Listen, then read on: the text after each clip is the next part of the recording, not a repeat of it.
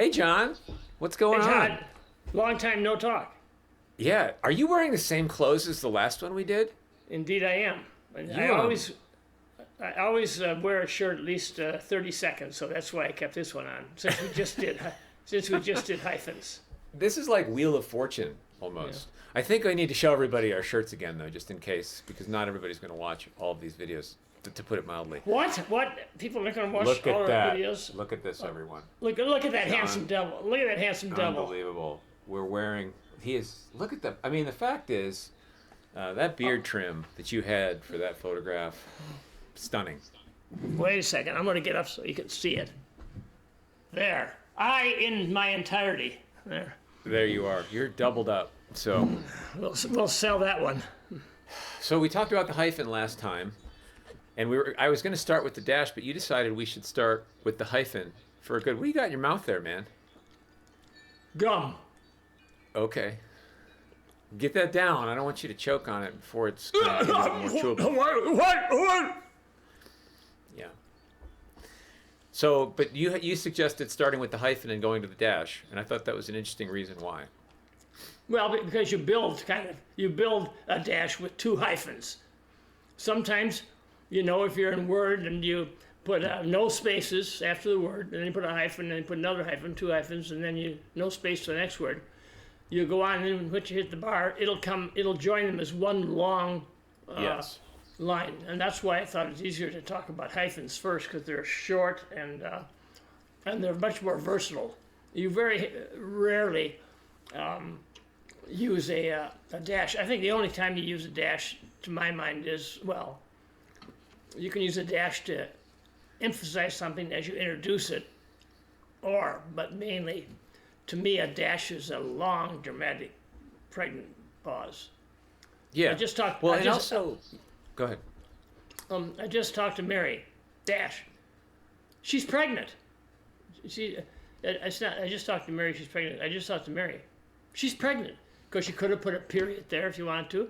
You could put a semicolon if you wanted to. You could put a dash. You could put it in parentheses. Right. But I like a dash to show a long, dramatic, pregnant pause. Yeah, it's an introducer of an interesting side or an extended description to also of like that's related to what was immediately before the dash, but it's a bit of an interruption. It's a related thought that you kind of squeeze in there. And as we've talked about, I mean, I use it as a writer because I think it simulates human speech nicely in many ways when you're not necessarily using it within a direct quote, but when we're talking, our brain is operating at maybe a half step ahead, and sometimes you'll take you in a slightly different direction, and rather than finishing the first thought. Excuse me, my brain is always operating a half step behind. Right. Well, I mean, I'd say I'm pretty much a microsecond ahead. So, but that's only because I'm 27 years younger than you are. Yeah, there you are. What? Are you saying I'm senile? Hello? No, I wouldn't say that, John. I mean, come on, listen. I mean, you've put together multiple sentences that seem, plus you were able to chew gum and talk at the same time right now, which is pretty amazing. I don't know that you could walk and chew gum at the same time, but I'm never going to try it. I'm never going to try it. Don't. It's super risky. But it's more, it simulates conversation and the sort of discursive nature, at least of how my brain works, and maybe to a fault. So I have some sentences that use dashes, and we'll write these out. So, but I'm gonna say them. I'm gonna read them. Yeah. These are from your book, from A Sense of Shame, right there. And I didn't put page numbers down. But ready? So the first one is, yes, Mrs. Johnson had convinced her daughter that, dash, if she failed to line the toilet seat and create an aseptic barrier between her seat and the toilet seat, dash, her cheeks would contact with the germs deposited there moments earlier by some stranger. Now, mind you, normally I wouldn't read the word dash. That was just for, and I won't do that again. You can basically hear a dash in human speech through a pause, and it's usually a little bit longer pause than a comma, maybe when you're talking. Dashes can be used in a similar way to commas or parentheses, right? Can you describe the difference there? Between what? Between a dash, say, and then using comma separation for that same. Well, a dash. First of all, what I was trying to do there was to highlight the toilet seat, and so I wanted to give it its own podium, so to speak. Okay. Sure. So therefore, as I told you, the dash is used to illustrate a long, dramatic, pregnant pause. And if I put commas there, which are short pause, I would say, yes, comma. Mrs. Johnson had convinced her daughter that if she just, and you kind of go on. I wanted to break up the sentence and show the whoops. Sorry about that. It's all right. And so show the importance of that line. So I could have put it in parentheses. I could have put in parentheses, but a dash to me shows the long dramatic pregnant pause, and then it draws the dumb readers. You always write for the dumb reader. You know that. Right. The dumb reader's attention to that one line, because I thought it was so funny and so important to the narration of this Catholic. And you bring up Catholic child's upbringing. Yeah. And you bring up an interesting point in that you're emphasizing the stuff delineated by the dash, be it at the end of the sentence or in the middle of a sentence, as you have it here, emphasizes it. A parenthesis kind of de-emphasizes it, and a comma is sort of between the two. It's kind of like this is no more or less important than the stuff, the rest of the stuff in the sentence. But this was important to me, as describing her fear of a Catholic mother, fear that her daughter will get gonorrhea if she takes a shit. Right. Yeah. So, and then another sentence here, ready? And this plays into sort of my comment about making it conversational, a little bit more conversational.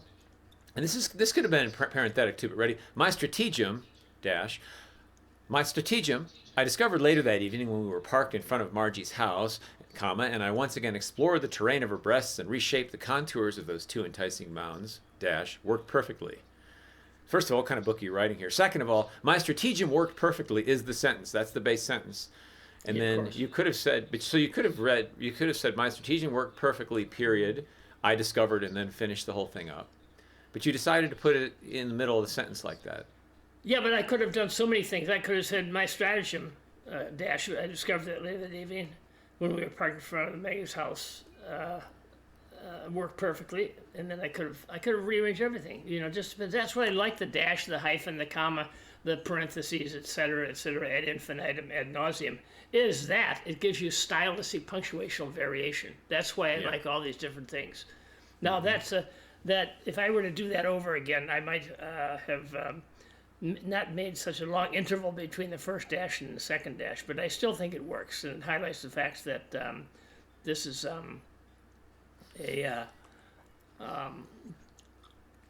important point in the protagonist's life, first date with a girl, thinking about things. Yes, totally.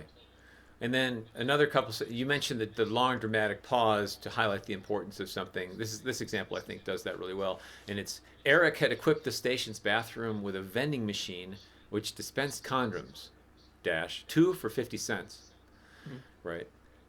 I don't think the only other thing I think it would work for me in that case would have been a parentheses, and I think that would have taken kind of interesting information in a way that's necessary, because now if anybody reads this massive tome that I wrote, probably condoms now cost 2 for $5 or something like that. Yeah, 2 for 50 cents is probably a pretty good deal. I like the one above. For rubbers. I like the one above that too, to show the long dramatic pregnant pause. Yeah, I had searched my entire. Go ahead. Sorry, read. I had searched my entire life, and I finally found them. Diamonds. Now, of course, you could put a colon there. Yes. But, because it's the end of a complete thought. They're independent sentence. But I don't think a colon would be so dramatic as that pause that I wanted. See, I love the dash to highlight things, because when you have a dash, you pause. You have a long dramatic pregnant pause, and it highlights whatever comes after the dash. And it's explanatory. Yeah. Yeah. No. Well, I think that's a pretty good overview of the dash. And then just I guess it's typographically, the en dash is so named. And you mentioned when you type in 2 hyphens and hit a space or put it between 2 words. This is in Microsoft Word. Different word processing programs will do different automated, autocorrects to create dashes. But basically, an en dash is the width of the letter N, and an EM dash is the wider one. That's the width of a letter M. And that's a stylistic choice, a typographical choice that different publications will pick. I've used EN dashes with a space on either side. No, and I've like used, don't you see? I kind of do like that. Or EM dashes with no space. The longer dash is pushed right up against the two words. Oh, I like that. I like that. Yeah, that's the more typical way. When the books that I've got behind me here, the ones that I've done have that. When I write for more journalistically, a lot of times it'll just be the EN dash, but it doesn't really. That's it. I think you can. I think you missed one of the most important sentences you wrote down here. What's that? Go ahead and read it. The next sentence was, I believed I was predestined to sin because I lived in a state of sin, Wisconsin, not in a state of grace, Wisconsin grace. I mean, the guy who wrote this, the man who wrote that is a fucking genius. Unbelievable. And remember, and there's a the dash title, after Wisconsin. Oh, yeah. I believed I was predestined to sin because I lived in the state of Wisconsin. And he has it in parentheses. I'll have this written out for you, for you viewers. And then there's a dash, not in a state of grace, Wisconsin grace. There's another piece here that has nothing to do with hyphenation. I just want to show you the genius of this line, which I came up with. God damn it! I don't know why no one ever discovered me. But anyway, I don't give a shit. Hey, what is the secret of writing? Audience and purpose. My purpose was to write a sardonic piece skewering the ridiculous nature of the Catholic Church, and the audience was I. And I was satisfied. I think I'm a fucking genius. No one else does. But I want to say, the title of my book is called A Sense of Shame, as you put up here, right? But the subtitle is Born in a State of Sin. Yes. And of course, that's what the Catholic Church taught us. We are, because of Adam's great sin, we were born in a state of sin. So I was born in Wisconsin. It even was horrible. Because I was an imagined child. Yeah. Well, another piece of this sentence that I think is worth noting is that, you don't want to do this in a legal brief or in a memo or whatever, but you're writing a novel and it was a creative thought, an interesting thought. Perhaps an editor would say, that's too much, I don't like it, in which case you could have an argument. But in general, it was kind of a fun thing to put in there, and why the hell not? Like, you took a risk. It was a small risk in a big book, in which you take a lot of literary risks, having read it. But I do. I guess my message would be, go for it, especially first draft. Give it a shot. Have some fun. See if it's good, and you can always kill it later. So in this case, it made a grammar geezers, for God's sakes. So well, I've told you many times, what's the secret to good writing? Yeah, I have no idea. No, rewriting, okay. Rewriting. So I wrote this novel. I think it's 1,400 pages now, but anyway, 200 of it is a glossary, which is necessary because words change overnight, the meaning. But anyway, I wrote this novel 7 or 8 times over 37 years before I got it the way I wanted it, and I got it. Well, I think a dash clarifies a sentence by highlighting what's really an important point that might have been lost with a comma or a colon. Yeah. Well, and just to kind of close, this is not, Sally, Dick, and Jane level usage here. This is definitely, you can survive as a writer and a good writer without the dash. It's just something, if you're comfortable with it, those are the kinds of usages that may help you put your point across a little more crisply or a little more entertainingly. But if you don't use the dash, if you're not comfortable with it, then don't use the dash. Put a period in, start a new sentences, or use parentheses, whatever you're comfortable with.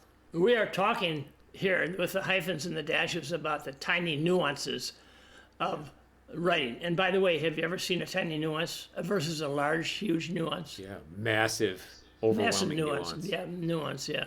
See, that was an oxymoronic statement I just made. Yeah. Right. Not moronic, though. It was a smart statement. No, it wasn't oxymoronic. It was redundant. Right. Yeah. Let's see. Tiny you're right. nuance. But by definition, nuance is tiny. Right. So, what an idiot. Yeah. Redundant. I would never. You should not have said that. I would never have said it. Yeah, of course not. All right. Well, thank you again. Dash. Well, thank you. Check. Ready to go. All right. Thanks, John. Okay, thanks, Todd. So good talking to you. Yeah, always is.